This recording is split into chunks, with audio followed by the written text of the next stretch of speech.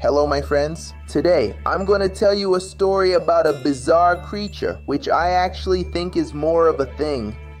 It's called the wizard's hat, better known as the wizard hat. It's an apparently ordinary hat that becomes more dangerous to people who touch it. Usually this hat is used in themed decorations, right?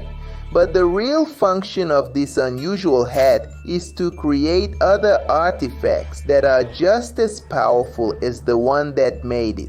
Over time, it doesn't lose any of its magical properties. If by chance an inattentive person touches it, they will quickly be consumed by a desire to put it on their head. A terrible mistake, my partner.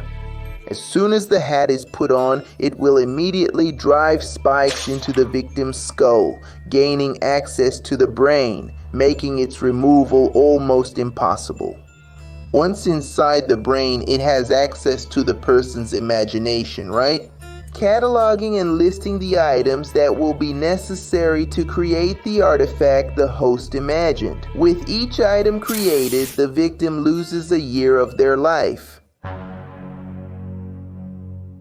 Every time a new item is created, the hat makes the victim want to create even more, man, making them dissatisfied with their previous creations. It's worth remembering that before dying, victims usually create about 40 or 50 magical items that can be used by anyone. Removing the hat is possible if you cut the thorns stuck in the skull. In the best case scenario, the person will have irreversible brain damage, but usually the victim doesn't survive. The second method is to make the victim's heart stop and let the hat detach on its own.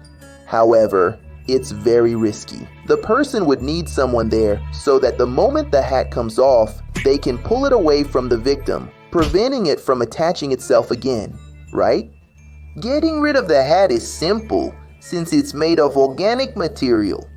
It wouldn't withstand being incinerated. The problem is keeping the hat out of reach of other people, right? There are rumors that the object that created the hat is still hidden out there. So, my friends, if you ever see a weird hat, don't put it on your head, okay? Because if you do, it could end badly for you. Imagine you're in a tunnel and suddenly you come across a bizarre creature that looks like a worm, and when you go through its mouth, you're teleported to another place on the planet. We're talking about the fairy gate or fairy portal. It's a creature that was previously unknown, and it resembles a giant worm. Because it lives in narrow places, it's hard to measure its length. Blind and with its mouth always open, rows and rows of sharp teeth are clearly visible. It has tentacles that cling around. Its body fluids are toxic, man, and it uses suction as a form of defense. Even though its mouth is always open, the monster seems to be motionless. Its movement speed is very slow, comparable to a slug. But why is this creature called the fairy gate? Precisely because its teeth resemble mushroom rings, which in Celtic mythology represent a portal to the world of the fairies. These creatures are predominantly found in caves or underground pathways. With human evolution, these creatures started to become more common in the sewers. For a scavenger, this is a perfect habitat. Normally, it feeds on organic remains and other products that reach it. Its tentacles aren't strong or agile enough to grab its prey. The thing is, if by chance a silver coin falls into its mouth, it will trigger an allergic reaction in the creature. The suction vacuum will double in strength and a light will appear at the back of its mouth, causing a distortion in the fabric of human space, which causes pain to the creature. If you happen to enter the creature's mouth at that moment, you'll be teleported to another fairy gate somewhere else in the world. Apparently, these creatures are connected, functioning as a portal, or more commonly known as a wormhole. This knowledge became public due to a strange event that happened to Alfred Stanley. He reports that he was in a tunnel when he suddenly saw this creature. He became dizzy from the strange smell that the creature was emitting. And when he realized it, he was in the creature's mouth. He had a silver coin in his pocket, and when he was trying to get away from the creature's teeth, it came out and fell into its mouth, and everything I've told you so far happened. He appeared in a completely different place on the other side of the world, and there was one of those creatures nearby. That's when the authorities concluded that these creatures are like a portal. Actually, several portals scattered around the world. So my friends, if you ever find yourselves in a tunnel somewhere strange, and you see this creature, be careful, because if you don't have a silver coin and get bitten by it, that's it for you. A few centuries ago, a group of women did good for the people in their region. They gave food and healed the sick who came to their home. Any kind of health problem was solved by these 4 women, but this act of kindness attracted the attention of religious authorities.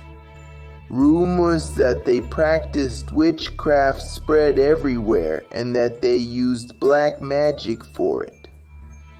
By seeking their help, a person would be compromising their soul to something evil. That's what they used to say, isn't it? An incursion against these women was organized by those religious authorities to hunt down these supposed evil witches and put an end to them.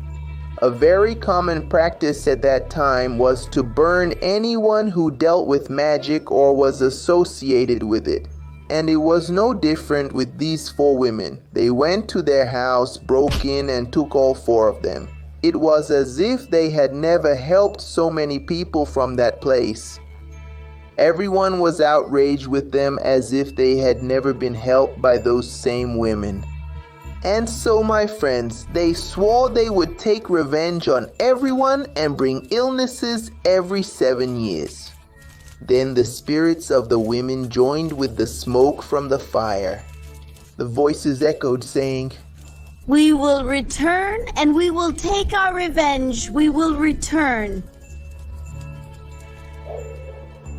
Then, 7 years later, on a calm night, the wind started out of nowhere, knocking down trees and tearing off doors. A thick red mist took over the small town, entering homes, filling the environment, making people start to cough and get sick. Drool started to drip. Their eyes turned red.